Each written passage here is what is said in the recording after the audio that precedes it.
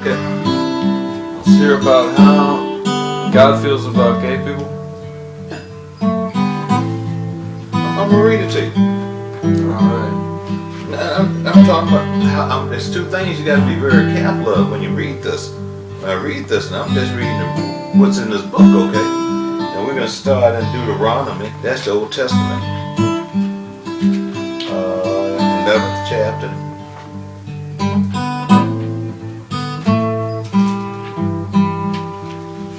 And 30th verse, 32nd verse. Alright. I'm wrong. Oh, Leviticus. I messed up. 18:22. Okay. Leviticus 18:27 verse. No man is to have sexual relations with another man. God hates this. No man or woman is to have sexual relations with an animal. That perversion makes you ritually unclean. Again, God hates that. Hold, stop right there. Okay, that's Leviticus. That's one of the commandments. Okay, that's for the Jews. Now, let's skip to Romans. In the New Testament. Now, this is going to freak you out. You follow me on this, and when I finish it, and you should never have any other hard feelings toward anyone because of their sexual preference. Okay, let's go to Romans 1st chapter 26 and 27. Very easy. Because they do this, God's talking to people that are messing up. Because they do this, God has given them over to shameful passions. Even the women pervert the natural use of their sex by unnatural acts. In the same way, the men give up natural sexual relations with women and burn with passions for each other. Men do shameful things with each other, and as a result, they bring upon themselves the punishment they deserve for their wrongdoing. Hold it, stop right there. Okay, now let me go back to Matthew, and I'm gonna tell you how Jesus feels about it. And since Jesus is the Son of God,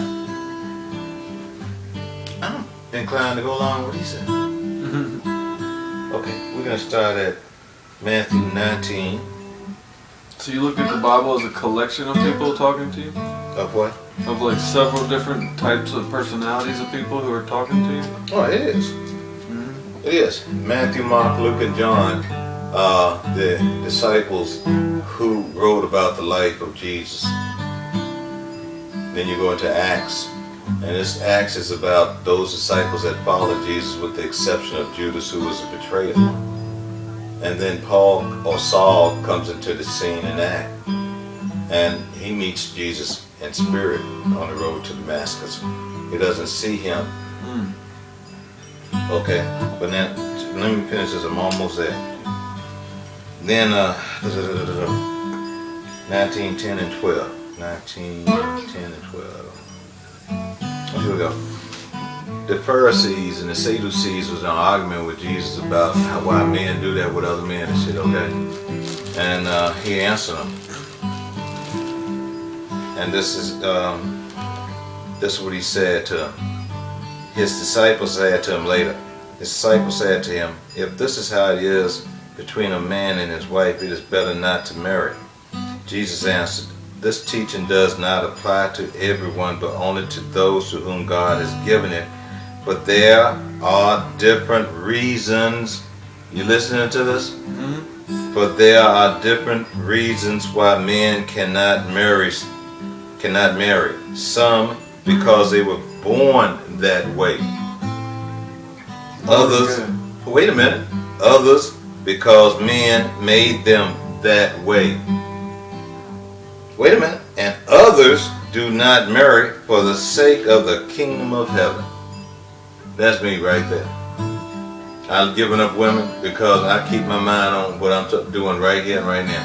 Now, as far as these people that go around judging people, this is what else Jesus said. Let's go to Matthew 7 and 1. First verse. Listen to how he feels about it. People who go around judging other people. Here we go. Judging others.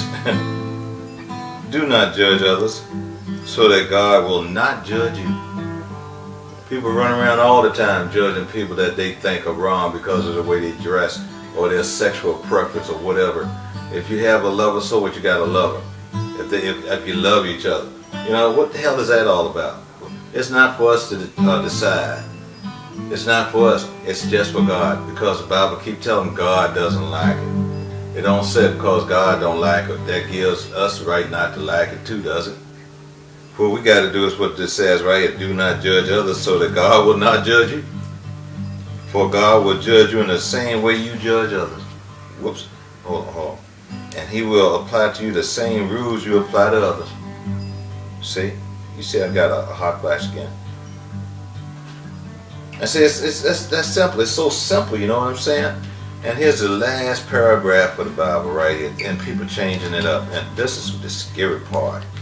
This is in Revelations. This is the last paragraph in Revelations.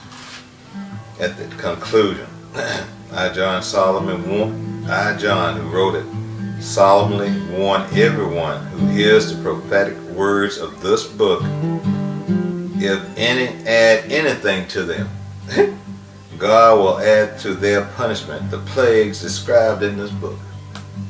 And if any take anything away from the prophetic words of this book, you take anything out of it or add to it, God will take away from them their share of the fruit of the tree of life and of the holy city which are described in this book. He who gives this testimony to all that says, yes indeed, I am coming soon, so be it, come Lord Jesus.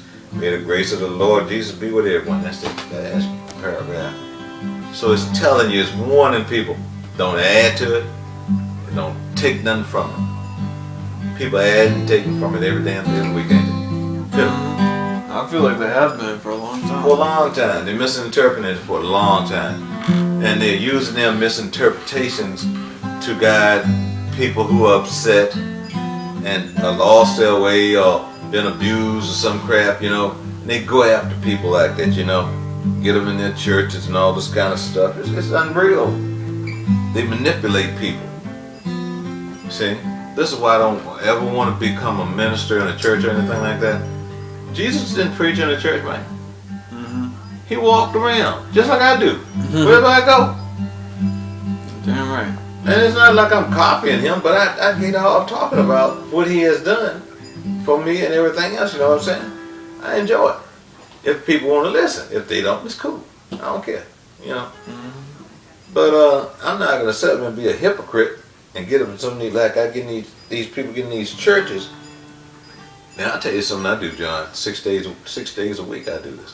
Starting tomorrow morning. What's that? I get up around 6:30 a.m.